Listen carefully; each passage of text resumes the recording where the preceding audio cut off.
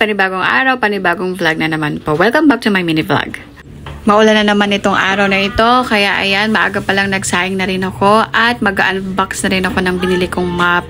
Kasi nung first day or first night na umulan, parang last Sunday night yata yon, may nakapasok na tubig sa amin. Medyo umapaw yung aming kanal doon sa harapan, wala akong tornado na mop. Mas madali kasi itong gamitin kapag nabaha ka or kapag maraming tubig ka na kailangan patuyuin. Itong mop na nabili ko ay 386 pesos. Meron po kasi siyang dalawang basahan na kasama, kaya mas naging mahal siya. Pero kung walang basahan, yung talagang, ito lang yung main na basahan lang ang meron siya, ay nasa 200 plus lang din yung kanyang presyo.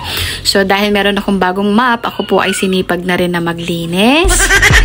Wala naman talaga akong ibang choice kundi maglinis sa araw-araw, kahit once a day lang. Kasi nga kung hindi, wala namang gagawa nito.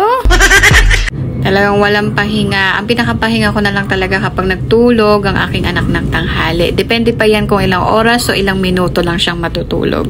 Yan, napapagod pero hindi susuko.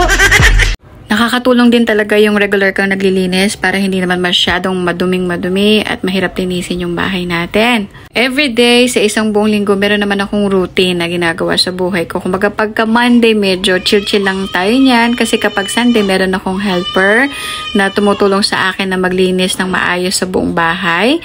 Tapos kapag Tuesday naman, ayan na yung marami ka nang ginagawa. Maglilinis ka na rin ng screen door, pupunasan mo din yung mga pintuan at iba pa.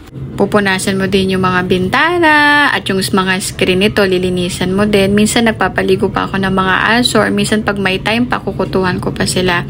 Minsan di ko na talaga alam kung saan ko ilalagay ang oras ko. Pag Wednesday naman, magpapalit ako lahat ng mga bedsheets, ng pillowcase at ganun din yung mga kurtina namin at mga pillowcase sa sala.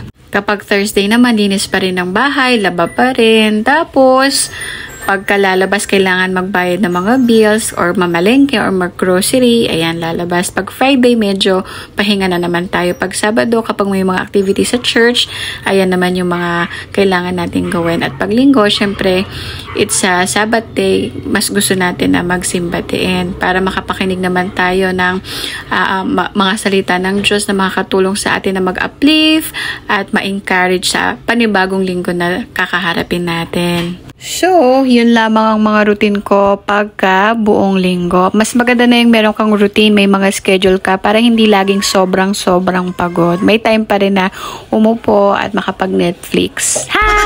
So, itong mga ginagawa kong to, after nyan, wala nang iba akong paglalagyan ng iba pang time ko kundi mag-alaga sa aking baby love. Medyo nakakapagod na rin pala yung maghabol-habol. Pero hindi pa rin ako napayat. So, yun lamang po. Thank you for watching my video. And ingat po lagi. Babu!